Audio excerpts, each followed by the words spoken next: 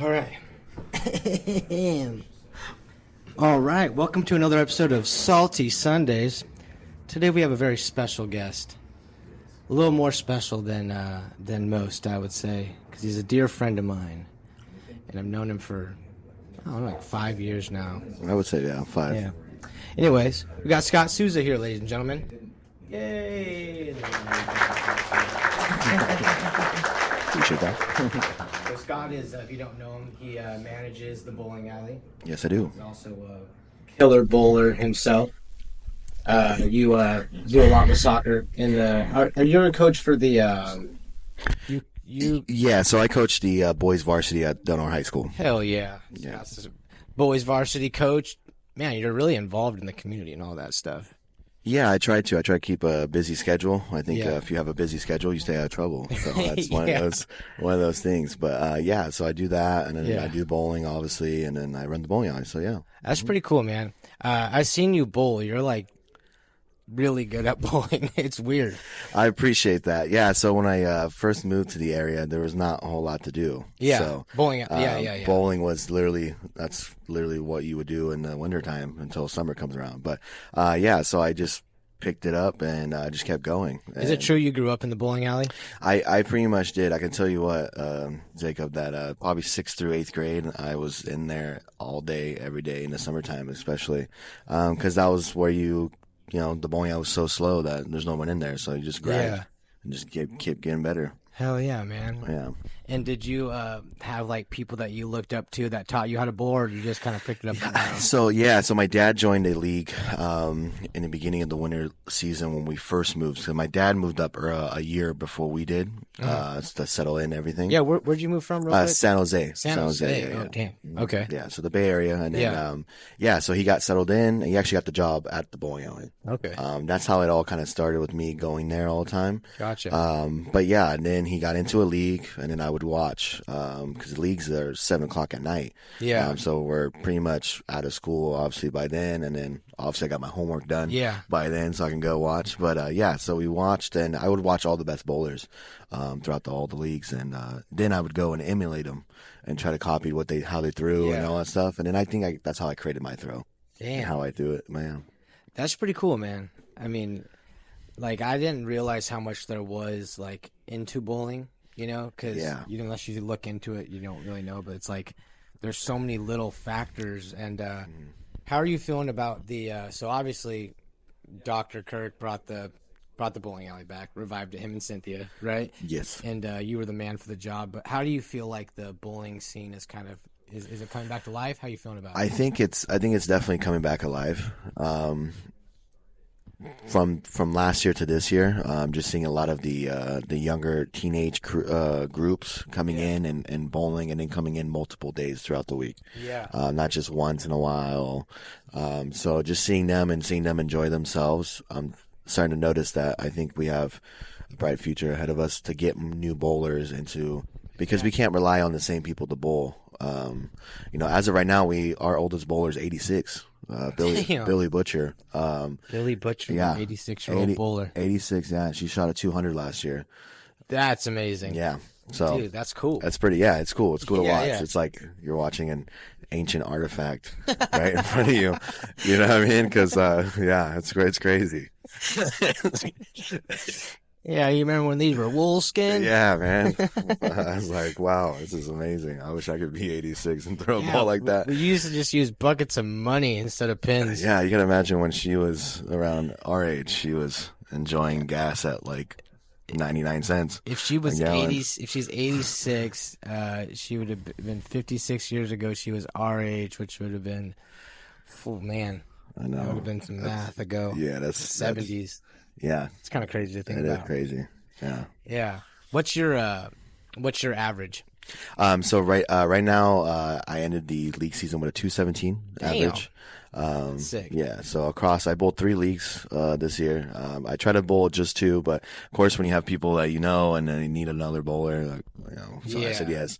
217 across all 3 actually. So I actually was pretty consistent. Sweet. Yeah. I've never even got past like a 120 or something.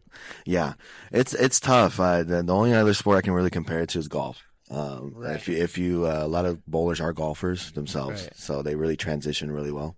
Well, it's kind of like one of those sports where it's like it doesn't take a lot of skill to just like do it randomly, Yeah. right? Like you don't have to consciously think about it too much. Well, I guess golfing a little more, but still you could do decent, but like once you start doing it intentionally, you're just like you're like way down. Now you're having to like build yourself up. It's the mental aspect of the game. Yeah. It really can. There's the highs and the lows. But yeah, it's definitely it's a unique game. I think a lot of people, like I said, especially this last year, that bowl league with us at Tsunami Lanes, there was a lot of newcomers, and just seeing them bowl and committing themselves, because league, you got to remember, it's 28 weeks long. So you're bowling for a long time. every either Monday, Tuesday, or Wednesday, whatever day you choose. But you're doing 28 weeks. That's so like half the year. Yeah, pretty much, or more. Yeah, so it's a commitment, but they did it and they enjoyed themselves, and they're gonna come back next year. So yeah, it's gonna be awesome. No, that's good, man. I mean, I always hear everyone like talking about league and how fun it is, and just like, dude, towns like this when it rains half the year, you need as many inside activities as you can. Yeah. Because especially like an activity like that where it's like you're socializing, but you're also like working towards something, there's nothing. Yeah, exactly. Like you said, I mean, the weather, I think in the last 5 years or so has changed a little bit to where we are getting a little bit more sun. Yeah. Now, if you want to call it global warming, you can go ahead. That's another episode. We can talk we're about gonna that. talk about global warming. Yeah. That'll be a whole different topic to talk about. But cows keep farting. Right. But yeah, so the weather used to be. I mean, when I first moved here, it was 10 months out of the year. It felt like it was raining. Yeah. So. Yeah. We did have like a long winter this year comparatively to the last few years. Yeah. But man, yeah, it'd be weird if we started getting more warm weather out here. Exactly. But the wind is always gonna. I feel like the wind will always be always be a thing, dude. Yeah, the wind is crazy. Like if you have a really nice day, it could just be windy as hell. You don't even. You're like, all right. It's not a slight breeze. It's like no. That's aggressive. Man, it's like 20 wind stole my money the other day. I would not be surprised. Yeah, wind. Wind. Like you're in a dark alleyway, you just hear it nibbling on your ear. What is that? Just whistling in the wind, man. Yeah, whistling Dixie up here. So what are you? You're Portuguese? Yeah. So my family's from the Azores, which is the islands off of Portugal.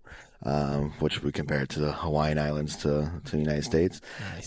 They moved here in the early 80s. Both my parents are from different islands. But so, yeah, most of my family is Portuguese. That's pretty cool. Yeah. Yeah, because your brother, Brian, is also pretty well known in the area. Yeah. A lot of people know him. Yeah, he does a lot, and he's into the marketing scene at the Lucky 7 Casino. Yeah. So he's doing all that, getting the concerts going, getting all the events going over there. Yeah. So, Do you feel like there's a lot of Portuguese people in this town?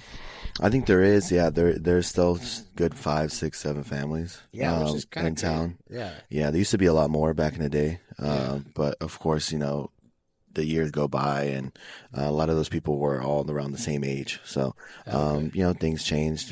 People passed away, but no, there's still a good core group. The Borges family, the Pamplona family. There's quite a bit. Yeah. Mm-hmm. Yeah, you guys are like fancy Spaniards or something.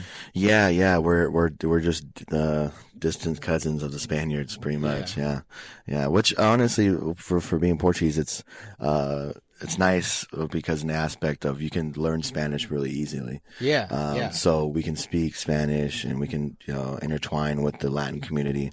So yeah. Yeah, no, that's cool. Do you ever feel like, because when you think of like the Latin community, typically, people don't really associate it that much with Spanish people, but like Portuguese, that's a whole nother layer. That's a whole, yeah. Do you kind of sometimes, do you feel like, I don't know, you probably feel like included in that, or do you? Yeah. So you learn at a young age, especially when you see government paperwork come to your house, where you have to click on the what are you? Oh yeah, and you're hitting the other box because you're not hitting Hispanic, you're not hitting Native American, you're not hitting white. I mean, so weird. Technically, you could have hit white. You're I guess, but like, there's all these specific ones, and this is like white. Yeah. Like what? Yeah. What? I know. Yeah. It's such a broad it's like, are you a mutt? Are you some sort of like mutt here? They should put a box that says I'm just mix or some that aspect of like, hey, we don't, or I don't know what I am. I'm a product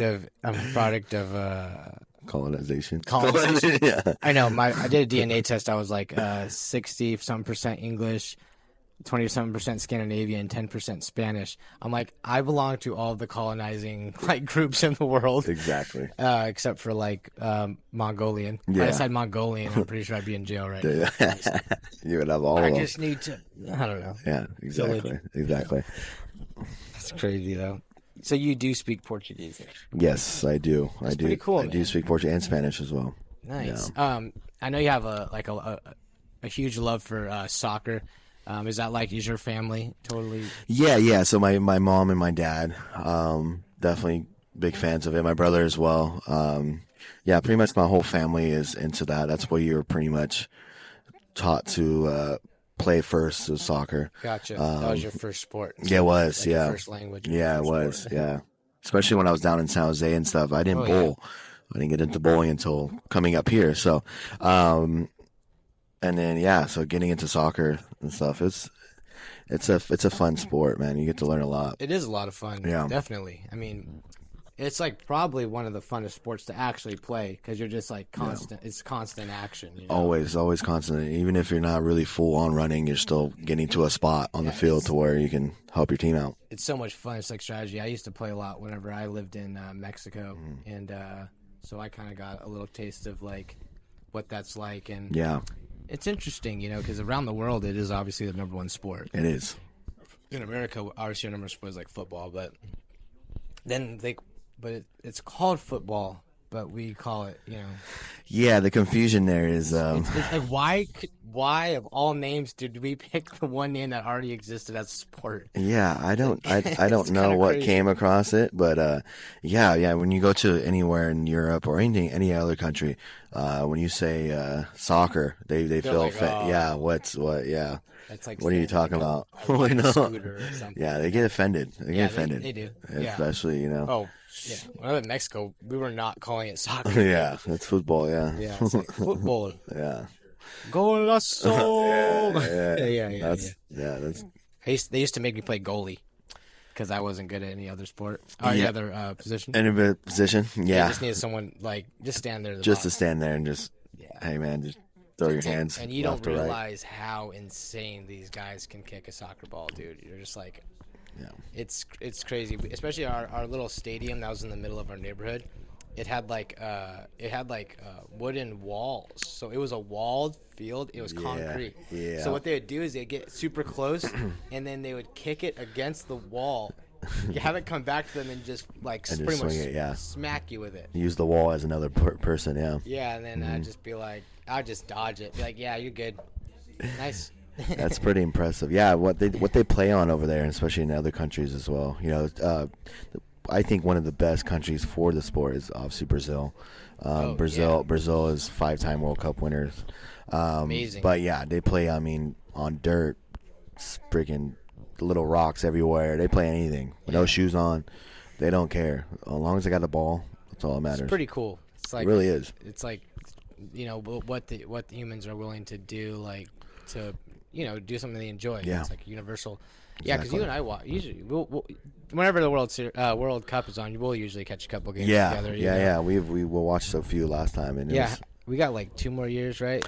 We do 2 more years, and then it'll be United States. So, dude, I'm always rooting for the USA during the World Cup, man. Yeah, I think a lot of people are. It's pretty amazing to see. Even like I have a lot of friends that are Mexican American, so you would think a lot of them would go for Mexico because I mean predominantly they are Mexican. Right.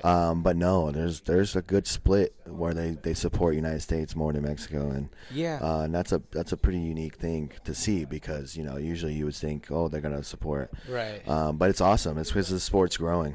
It is growing, yeah. I think the World Cup is like one of the coolest sporting events that you could think of. Like every nation, well, most nations anyways, are competing, and it's just like the best of the best in their country. And last year we did really good. Yeah, probably one of our better. Yeah, United States did really well. Yeah. With the combination of having players from different countries.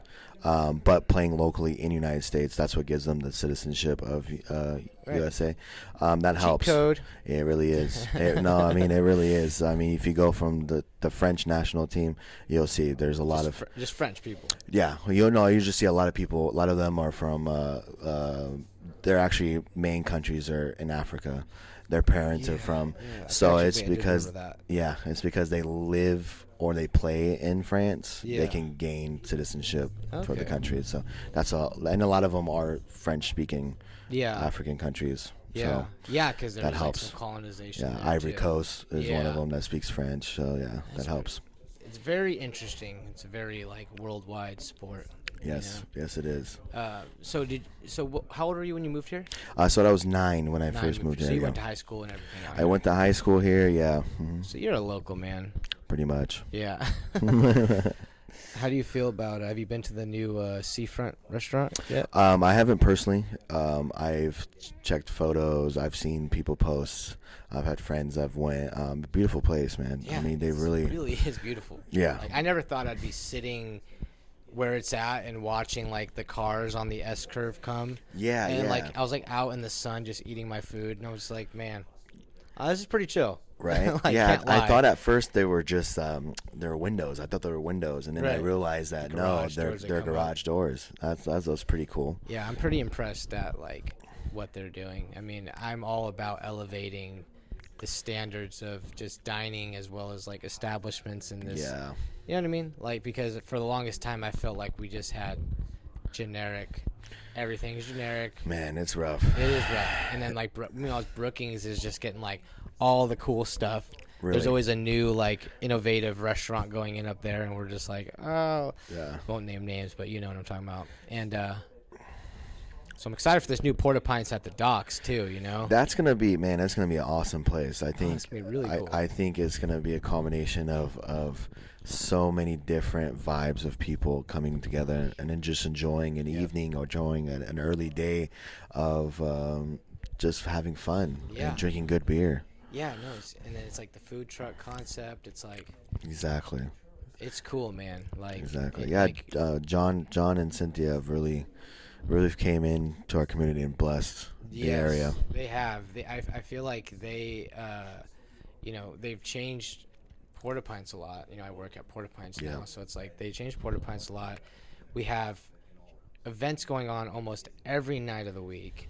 We have a lot more community involvement, and Porta Pints is like obviously like a great local place from its birth. I mean, that's just what it is. Yeah, like Rick, they laid like they're responsible for the greatness of this place, but John and Cynthia have come in and are taking it to like a different level, I feel like, which is pretty cool. I agree on that too. I think the experiences that they've experienced in Napa, living down there and going to places like this, just 2 times bigger probably, and just seeing and just a little bigger, and just seeing those places and how they thrive and just learning from the business. Yeah, because when you own something like this, it's not easy. It's all hands on deck. Oh yeah, all hands on deck, and having a good crew helps. So and finding the right people. We have a pretty good crew at Porta Pints. You know, we have a lot of people that care.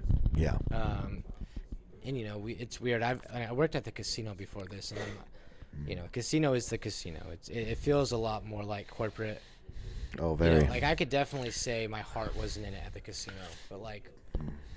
Why would it be? You know what I mean? I had no aspirations of going anywhere there. Yeah, that place is tough. It's tough to really grow as a person because at the end of the day, you always feel like if a robot can take over my job, they'll pay a robot to take over my job. I mean, really. 100%. Yeah. I mean, that's exactly. You don't like grow like personal growth kind of goes alongside with where you're working. Yeah. And if you feel like you're just working a job where you're just kind of cannon fodder, which it's a good place to work. I'm not trying to bash. No. Yeah. It's a good place to work. It's just you can't escape that feeling working at a place like that. Exactly. No, you can't. You can't. And there is. I mean, there's people that have been there for 10 plus years. Yeah. And they've came through different positions, started from the bottom and worked their way up. Yeah. So you can. And good for them. Yeah. Because, really. They're blessed. They've they've put the work in. They definitely deserve it. But I'd much rather work at a place like Porta Pints where my heart can be in it because I'm talking to locals all day. It's like people come here, have a good time. They watch the shows. You feel a lot more just like better. Like I'm sure you feel the same way at the bowling alley. Like, yeah, man. I mean, I can be working 10-hour days, multiple days back to back, but at the end of the day, I'll go home and maybe I am tired, but I look back and I will think about throughout the day what groups of people having fun, smiling, just enjoying themselves, especially families. Dude, with kids and stuff like that. I took my kid there for her birthday a couple weeks ago, and she's still talking about it. Yeah, because that's awesome. she's like, remember my birthday? She was just like, I was like, yeah, I remember your birthday. She's like, she loved it. You guys made her birthday like really memorable, and that's awesome. Think that's like. And you can't beat that. She wouldn't have had that if you. Yeah, because we don't. There's not a whole lot to do for kids' birthdays around here. I mean, you can't really. No, we tried to book a place last year, like a park, and we got there and people were already set up, and we said, hey, we paid for this. Can you leave? And they're like, no, we're not leaving. Like, okay. Perfect. Well, okay. Well, we planned the whole day. We had the bounce house and everything. Yeah. Yeah, that's frustrating. It's frustrating when that happens. Yeah, man. I mean, that's one of those things that when I first took the job is to make sure that everyone has a good experience, and every experience is going to be different between each other, but just make sure everybody has a good time. But yeah, man. What are kind of your dreams? I guess. What are your hopes in the future? Oh man, what would your perfect kind of outcome be? Perfect outcome would be. So I'm in the process of gaining ownership of the bowling alley. Actually. Oh, cool. John, me and John are working some together to do that. So that was a huge thing for me. Yeah. To really kind of cement my future from here on out. Yeah. I just really what I really want is to live a life where you're not stressing about every little thing, man. I mean, you'll see a lot of people, especially our age, just be stressing and that causes anxiety, and then that causes this and that causes that over the littlest things, to where it's like, man, I get it, I understand, I've been there too, but at the same day, tomorrow's a new day, and tomorrow you're gonna have a better day. The sun's gonna come up, and it's gonna come up. It really is. It's gonna come up, and it could be gloomy, like today in Crescent City. It's gloomy. Yeah. But no, it is very. It's a typical day in Crescent City. But yeah, that's one of my goals. With me having 2 children as well, just having a good solid foundation, and to help them thrive for whatever goals they have, and help them achieve that. It is. I agree with that. Like, that's like a great. It's like I don't need all the money in the world. Exactly. But I want it like when I'm the next 20 years. Because I feel like you spend your 20s just so lost and confused and trying to figure out. Then you finally turn 30 and you're like, okay, I'm starting to kind of get an idea of who I am. And you're like, okay, but now what's really important to me is like I want to be able to look back in 20 years and have good memories. Like, I don't want to like spend the next 20 years worrying about who I am or like constantly, I need to be I need to do this better. I need to do that. It's like how about just like do the best you can. Exactly. Shoot for some goals, make some goals, but just live life and enjoy it. Yeah. Like, it's so stupid to waste your life stressed out about every little thing. Every little thing, and that's what the approach that I take when I coach the soccer boys is I tell them create small goals first, get those achieved, and then go and achieve the bigger goals. Right. And start off with that, because today's society, it's especially you see it. Like Lamborghini. Yeah. You're really Gucci sweatpants. Yeah, it's like the material things are really important for a lot of people, and they feel like bad about themselves. Yeah, or they get delusional. Really. I need to become an alpha male. Exactly. Alpha male. It's like, no, dude. Like, you don't understand. These people aren't being honest with you. Like, no one ever accomplished anything without starting small. Like, no one ever became a great guitarist without learning chords or like tabs. Right. Exactly. It's like you don't just shred. No. A lot of people want the glory, but they don't want the. They don't want to put the work in. Yeah. It's about small goals. Really, it really is. Yeah, and you got to put the work in to achieve. Yeah. really Life is just about living by the day and be like, what can I do today that could help me, Every day is a grind. It is a grind, man. And it could be a good grind or it could be like a stressful grind. Either way, it's up to you to determine like where your mind's going to focus. Facts. And, we got Brian here. Brian's producing our podcast. No one could see him, but he's a great guy. Yeah, he is. He does comedy with us. Nice. He's one of the open micers. Okay, cool. Yeah, nice. so every Sunday we do our comedy. Yeah, I need to catch that. I need to catch come on, some. man. It's just catch some 7 to 8. Yeah, we do it every Sunday and Monday now. Okay, cool. Yeah. No, there's a lot of stuff going on here, man. I really need to start catching some trivia night. I need to catch some. Been hella fun, I need to catch. We just had a couple performers right over the weekend that were here. Yeah, we did, man. We had all the local hip hop artists in town. Yeah. And those guys were cool. I'm trying to have one of them on the podcast. It's a cool place, man. We Wednesday the 12th, we're having two working comedians, guys that have like opened up for like Bill Burr and Dan Soder, like they're gonna be here performing. Cool, there you go. That'll be something I'll have to check out. To do on a Wednesday? Yeah. Serious? Like right, middle of the week. Yeah, easy. Yeah. I'll be hosting that, and we'll also have some local performers doing that. Sweet. We're trying to build the comedy scene in Crescent City, which didn't exist a year ago. No, I don't think it's ever existed, to be honest. I mean, from the years that Evan Vest been here, is one guy who used to live here, but he's launched his comedy career in Eureka. Okay. But But thanks to, Drake? Yeah. Drake has been like big help. And he's the reason that we're all even doing it. That's awesome. Because he talked to me about doing stand-up. I did stand-up, and I said, you need to talk to John Kirk about...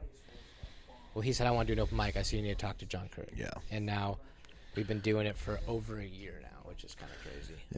Yeah. That's awesome. Yeah. Over a year is amazing. And there are going to be so many more years coming up, too, that you guys are going to be... We want Porta Pints to be like one of those places that comedians, when they're planning on doing their, like our Northwestern comedian brothers and sisters, like when they want to like do a show, exactly. Porta Pints is like one of Porta them. Pints. Yeah, it's a great stop along the way. Exactly. We have a good room for it here.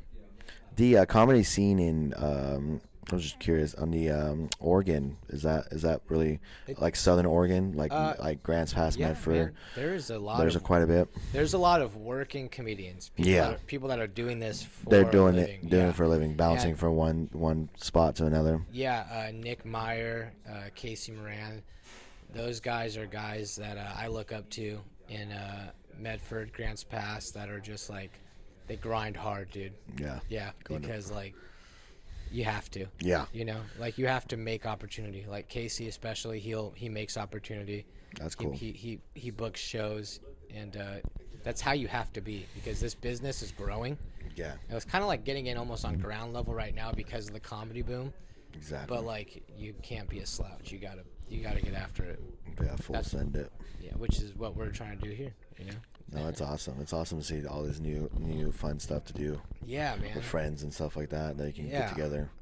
Yeah, when are you gonna go up and perform? When are we gonna be able to catch a Scott set? Man, I tell you what, I've always been told I'm funny, but then I always look at myself in the mirror and I'm like, I can really see why I'm funny, because I mean my big head and my those piercing brown eyes, my big Dumbo ears, but I mean, moose knuckle. I've always enjoyed it. Yeah, I mean, you know what, it is what it is. I've learned to accept it. But no, I mean, no, you're a beautiful man. Comedy has always been. I've always been a big fan of comedy. Okay.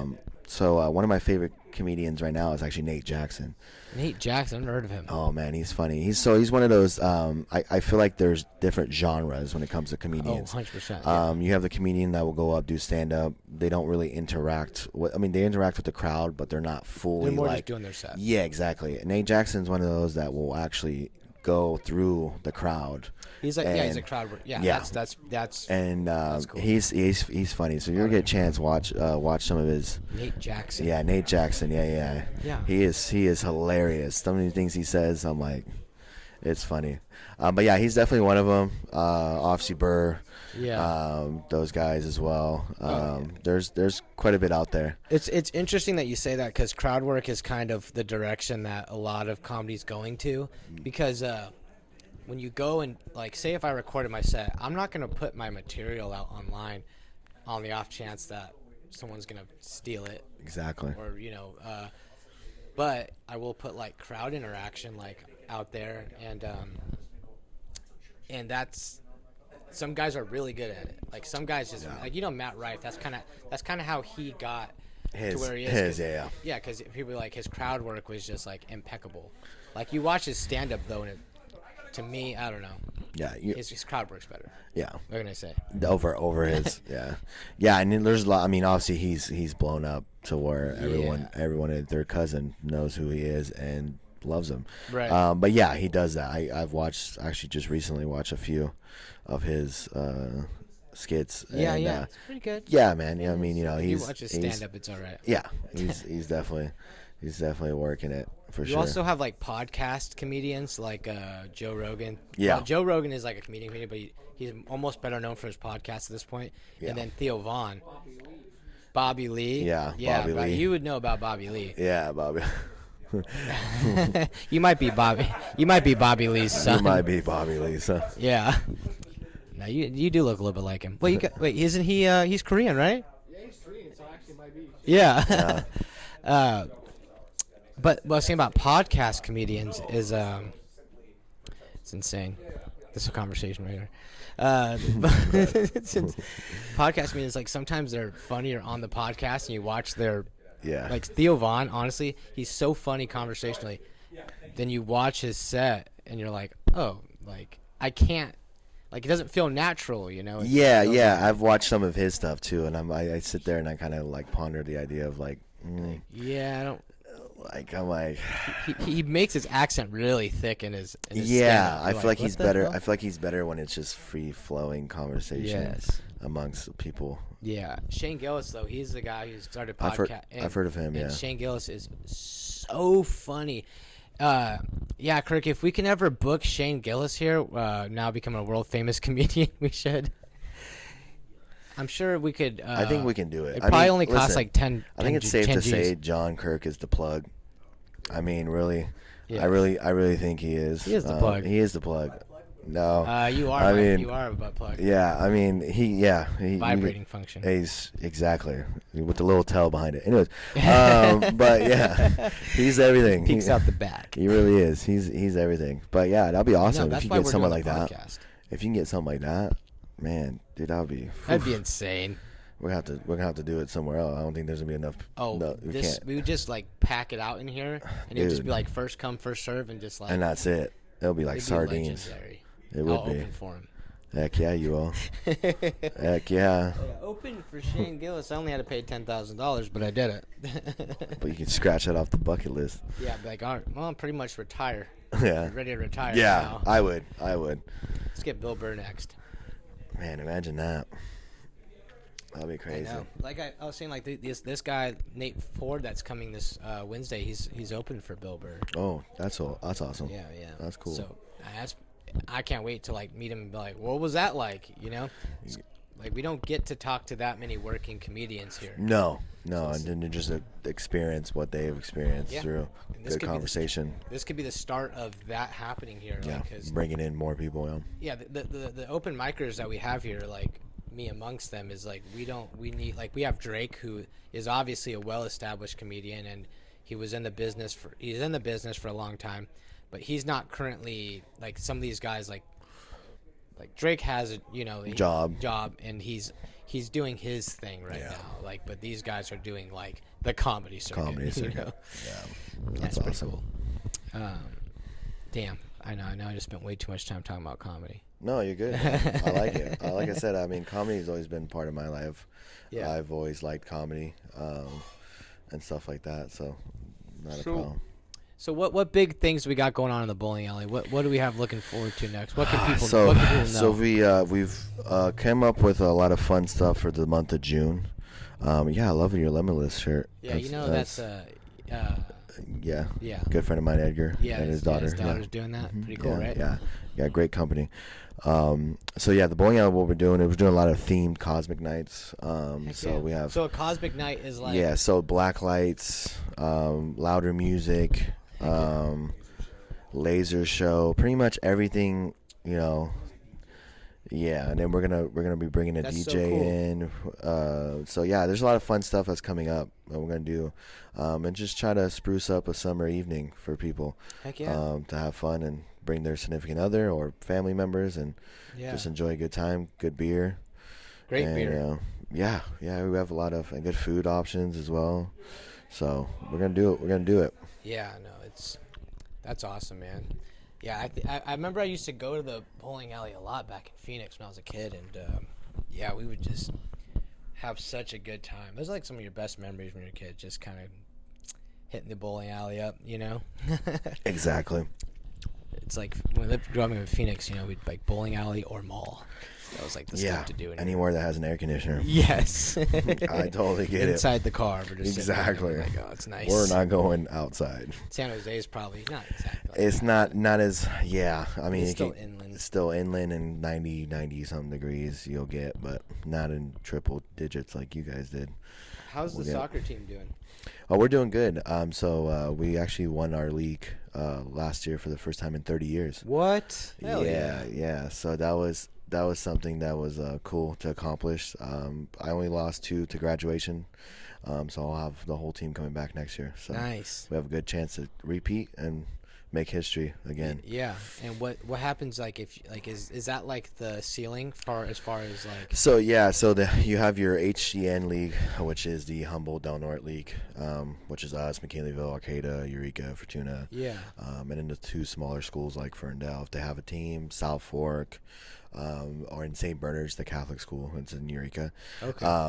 And then you play your league, you see who's the overall winner. Usually about 3 to 4 out of your league will advance to the playoffs. So it's the Northern California playoffs. So it goes from San Francisco all the way up to us. Wow. So all those teams go into the playoff bracket, and then we play. And then they seed us on a Sunday. They give us all our seeding to see what spot we're in. And then either some of us get buys or some of us play within the next couple of days. Okay. We'll play. We hosted 2 playoff games last year. We had 2 San Francisco teams come up to us because we were a higher seed. Yeah, so that was awesome to see. And so where did you end up falling at? So we ended up falling in the quarterfinals. Okay. Yeah. So what would happen, like, just for instance, if you guys like won that what would happen? So you would win. So you win that. So soccer's a little bit different than other sports. Like for example, football. If you would win that, which our football team has won that, you would again now go play for the overall state championship, which is going to be whatever division you're in. You'll play the Southern Cal winner. Okay. So you have your NorCal and your Southern Cal going against each other for the overall. Okay. Soccer doesn't really have that. I think it's because there's so many teams. So you would just be the NorCal winner, which is unfortunate because that would be cool to play somebody from down south. Right. Just throw them at you. And just say, hey. Let's do it. But to have 2 San Francisco teams come up. That's a pretty sweet achievement. To see, They're like, where are we going? Yeah, exactly. Like, wait, where are we going? Especially the second team. It was a private school. Oh, they're like, no, man. Where are the tall buildings? You would be amazed. So we looked at, because our kids are very in tuned on obviously cell phone usage and stuff like that. Yeah. So they're gonna look up everything. Yeah. Well, they looked up that team. It was $40,000 to go to their high school. Jeez. A year. So yeah, you're talking about. Did they play in suits? They play, they play in nice Nike gear from top to bottom, and so it was a cool experience. Damn. But we gave them a fight. They had a good team. They beat us. Yeah. It was actually the day where we had paid the refs. It was downpour. It was when we had super rain. I don't know if you remember that day, but it was just pouring. Well, soccer we don't stop if it's raining. No. So we're out there. I was out there in my jacket, but yeah, it was. It was a unique experience. The kids all had a good experience, so it was cool. Well, just to even be able to say, hey, we had 2 San Francisco teams come up to us. Exactly. That's fucking sick. So the first year that I coached, I got spoiled. We actually made it to the championship. For that playoff bracket. We actually had to go to San Francisco twice. We did it in a 5-day span. So you go to San Francisco, do you stay the night? So we stayed a night, and we played at over there by Golden Gate Park. It's a field over there. Pretty cool. Used to be the old Niners and the Raiders used to play there. But yeah, man, it was a cool experience. And I mean bus, and I'm not talking about a nice charter bus. I'm talking about a school bus. We took a school bus down. Yeah. Yeah, that was rough. Like singing those fight songs the whole way there. I would, dude. I was fight. man. I was squished in those lovely seats of a bus that they call.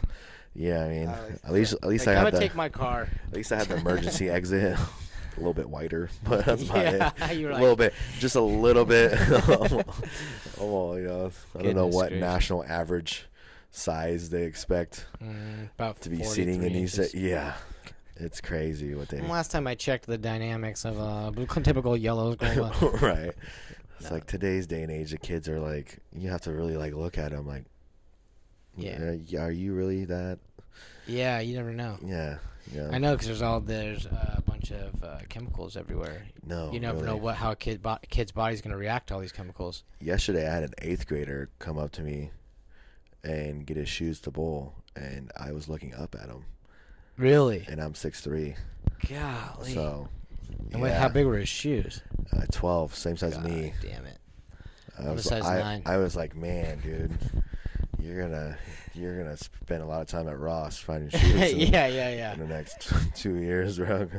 It's crazy. You're like, hey, you could keep those. Yeah. You're gonna. Some people do. You'd be amazed. The walk of shame for bowling alleys. Just like walking out with the shoes on. Dude, yeah. Oh man, that's messed up. Yeah. Oh yeah. They go home and they realize, oh man, I have my bowling shoes still on. It happens. It's amazing. I'm too aware of that. To let that happen. It's like people who forget their kids in the car. Like they'll remember their cell phone. Like over their kids. Isn't it crazy? I saw a commercial. It's like, don't forget your kids in the car. Here's a tip: leave something important in the car that you'll remember. It's like your kid isn't important. You like, I forgot to have my lunch in my back seat. Oh wait, yeah, there's the kid. Yeah, it's crazy. Thank God. It's crazy how people do that. Oh, I know. That's. Yeah, it could be. That could be it. It could be a combination of a few things. Oh man, I guess all this pot is making me forget my baby. And then you have the. I mean, obviously the car industry have changed. You know, with the Teslas are out, so you can actually have, that mode on the dash where it will say, like, for example, if you have your dog in there, you can actually tell it to where it says, "Please don't break my window. I have it to this temperature." Like, actually, I don't know if you've seen that before. So like if you leave a dog, like even if the windows are not cracked, if they're not cracked open, you can actually let it to be cool. Yeah, that's pretty cool. I've seen that. I was like, oh, that's awesome. I mean, at least I feel like some people will still break the window just to be a dick. Yeah, I mean, or just to mark that off their bucket list. Car window to save something. Check. Right. You know the dog jumps out and escapes. You know you're not getting it in the first try either. It's like the second punch or the third punch they're gonna get it. Yeah. I saw a dog inside a car the other day, and the owner was nowhere around. Windows were rolled up and it was hot outside. And I was just thinking, man, I have never been this close to just busting a window out. Right. But like my luck, I'd bust it out and the guy'd be right behind me. Yeah. And he's gonna be like, what the heck? Do I gotta pay for that? Sounds expensive. Yeah, it does. How much is a car window? Like $100? Probably a little bit more now. a sliding glass door window is like inflation. $1,000. Dude, it's crazy. It's crazy. So yeah, we have Salty Sundays family. We have the show coming up on Wednesday, June 12th. Adam Tiller, Nathan Ford. You guys got to come out and support that. 7 o'clock. Got to go to the bowling alley, see Scott. Yeah, come see me. Come see our lovely staff. Come get yourself a pizza. Delicious brew. Yeah, delicious brew from all of our Porter Pine selections to our good old trusty Paps. Yeah. Everything like that. And enjoy arcade as well. Go get your fixings in the arcade. Go throw some damn axes. You got all VR the fun stuff. You got the VR game. You got pinball, Star Wars pinball. Heck yeah. You got everything. Support, our local high school soccer team, As well, yeah. That'll be awesome. Anybody that wants to, we're always looking for donations. Anybody wants to donate, feel free. You can always come see me because we always can use some stuff for our team because unfortunately if you ever have any time, feel free to drive by our field because you'll see what I mean. Our conditions, because it's bad. Yeah, help them out. Help them out. Yes. And then thank you to our sponsors, obviously, Porta Pints, KFUG, and Fog Bank. We appreciate you. Support local businesses. I'm rocking this Limitless shirt right now. You can get that at Coast Cuts. Coast Cuts, yeah. Support that, local businesses. But other than that, Scott, we appreciate your time. I appreciate you for having me. We appreciate your insight on all things Portuguese, soccer, and bowling. All the above. I covered all bases. Yeah, man. Well, it was good talking to you. Brother. Thank you. All right, thank you. See you next time. See you later.